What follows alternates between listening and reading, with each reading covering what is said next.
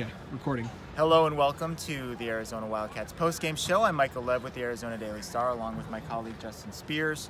We're at Levi Stadium in Santa Clara, California, where earlier tonight Arizona lost to Purdue 38-35 in the Foster Farms Bowl. I would say that this game went nothing like I thought it would go at all. Completely different.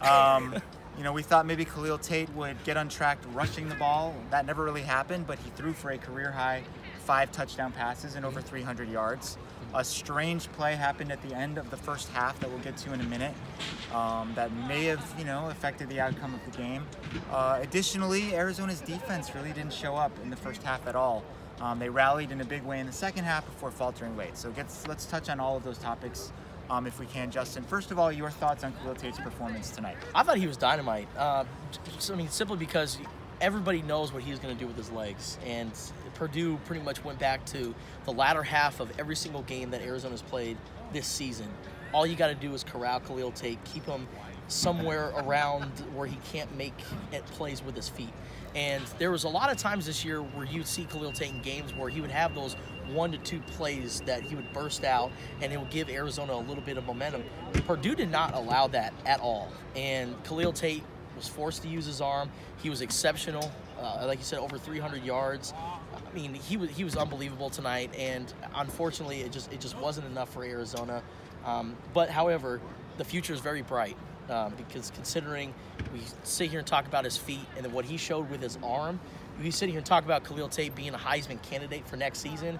This game was definitely indication that he's definitely going to be a lead candidate. Right, and what was interesting to me about Khalil's performance tonight, it showed his youth at the same time, right? I think there were 3 instances where he stepped out of bounds when he was outside the pocket, where he could have thrown the ball away and they would have had no loss of yardage. Instead, he lost 3 or 4 yards in each of those plays. Later in the game, he did toss it out of bounds a couple times, which shows that he's, a quick learner. And then at the end of the game, he said that he and Shun Brown were just on the wrong page. He thought Shun was going to keep going up the field.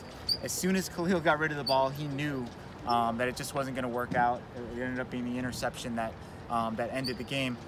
Earlier, Purdue, right about where we're standing here, about right over there, Purdue scored the winning touchdown. It was a contested ball play with Lorenzo Burns. Arizona puts a lot of trust in its cornerbacks. They leave Jace Whitaker and Lorenzo Burns in one-on-one coverage all the time. Sometimes they make plays, sometimes they don't. Up to that point in the second half, the defense had done a really good job after a terrible first half. But the team kind of came out flat. The defense was sloppy in the first half, allowing a lot of 3rd and long conversions, bad tackling. Looked like a team that hadn't played in a while. Yeah, and you kind of got a sense that there was no really sense of urgency for Arizona. I mean, because Arizona's defense is very, very young. And, I mean, it was expected that they were going to come out and maybe make some mistakes. But, I mean, there were some key mistakes that they made where, of course, the first half they got down in that double-digit hole, and then they come back. And then in the second half, although they played great, there were certain situations where third downs, and especially 3rd and 10s. Third downs was kind of like Arizona's crutch all season long on the defensive side of the ball. You hold teams, and especially a team like Purdue where they were so dominant in the run game, you put them in that 3rd and 10 situation. However, Elijah Sindelar, almost 400 yards passing, I mean, he hurt Arizona. So it was kind of more of Arizona's defense. They finally broke. They usually do the bend but don't break. They finally broke tonight, and Elijah Sindelar, Purdue's quarterback, had a big reason for that. So. Yeah, he had a really good game. He passed for 396 yards. I believe that was a career high for him. Did not expect that. 4 touchdowns. Didn't expect that either. Purdue did a good job of limiting Arizona's running game, which was a big theme coming into the game. The Wildcats had only 128 yards on the ground, which was almost 200 yards less than their season average. A strange play happened at the end of the first half. Khalil Tate fumbled at the 32-yard line with 56 seconds left, so Purdue takes over. And they line up as if they're going to take a knee. They don't take a knee. They take the snap. The running back, who's going to crouch down like this, they flip the ball to him. He comes running around the end, and they gain 30 yards. They ended up getting a field goal. They ended up winning the game by 3. Jeff Brom said after the game, Purdue's coach, that it was a legal play, which it was, but was it an ethical play? You played football in high school. What happens in that situation when there's a kneel down? What do the referees usually say? Well, I mean, before halftime, before the end of a game, if a team indicates, hey, we are going to kneel, if the coach straight up says to the ref, we're going to take a knee, you cannot do anything. you can't. I can't use the words that Jacob Alsadek said to us, but he pretty much said, "Don't be that guy." That just completely don't be ruins a jerk. it. But he Don't didn't be a say jerk. jerk. He said a different word. And Purdue, I mean, we looked at the replay, and the guy that Purdue handed off to, the running DJ back, Knox, DJ Knox, when Sindelar handed it off to Knox, I was like, well, was he on a knee? No, he was squatting. Yeah. So his knee wasn't on the ground. It was a completely legal play. However, oh, man. I don't know if it's kosher, you know? Exactly. And Rich Rod was complaining to the officials Rightfully immediately so, after and heading into the locker room at halftime. His argument was, if you guys tell us that it's no play, it should be no play. And it didn't seem like the officials were like completely set. I had heard that even one of them still had a hand on an Arizona player when the ball was snapped.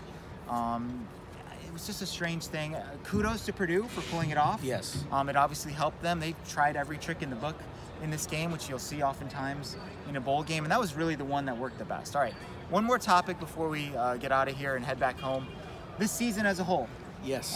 They were 6-2 at the end of October. Now they're 7-6. They lose 4 of their last 5. The future is bright, as Very you bright. mentioned. As Khalil said after the game, it's very bright, like the lights that were shining on him up at the podium.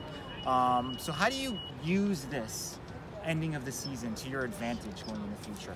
Well, what do you learn from it, and what do you take from it? Well, I mean, we talked in the pregame, our Facebook Live pregame, that 8-5 looks a lot better than 7-6. However, with the way kind of Khalil Tate and Tony Ellison and Tony Fields, when they were up at the podium, they're going to use this as their fuel.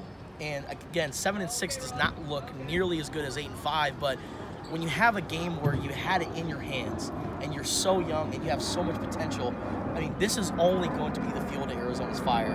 And we're sitting here looking at Arizona's schedule next year. A lot of their tough games are at home. This defense, this young defense, is only going to get better.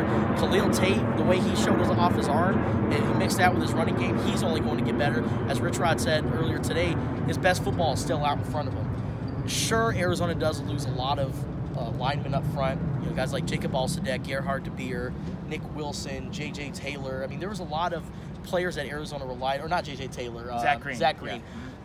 There was a lot of players that Arizona relied on this season that were veterans. However, most of them that they relied on were all young guys. This is an exciting team. Next year, I mean, it should be very interesting to see what they can do. Will they win the Pac-12 South? We don't know. We don't know if they're might depend on whether Sam Darnold comes back to USC. Exactly. That could be the deciding factor in who wins the South. So my one takeaway from how this season ended, they need to learn how to finish. Sure. They didn't finish the season the right way. They didn't finish this game the right way. They didn't finish the ASU game the right way. That's the lesson that they take out of this. To me, that's what the young guys have to figure out. How do we go about making that one play that we need to make to finish the game, finish the season the right way? Well, and another thing that kind of surprised me was in the press conference, I was expecting Rich Rod to be, flustered. Your typical Rich Rod after a game where he just kind of comes in making a bunch of noises and grunts and just so upset. But he was really proud of the way his team finished off the year. Again, they were voted last. They were predicted to finish last in the Pac-12 by members of the media. And now we're sitting here in Levi Stadium for the Foster Farms Bowl. Arizona definitely exceeded the expectations, and I guess the future is only bright. Yeah, I got the feeling that he didn't think they were going to be able to come back from that deficit, and they did. Ultimately, obviously, they lost the game. All right. Thanks for watching the Arizona Wildcats postgame show. Check out all our work at Tucson.com. You can also download the free Wildcaster app. We'll have some podcasts up for you next week, wrapping up the football season. For Justin, I'm Michael. We'll see you next time.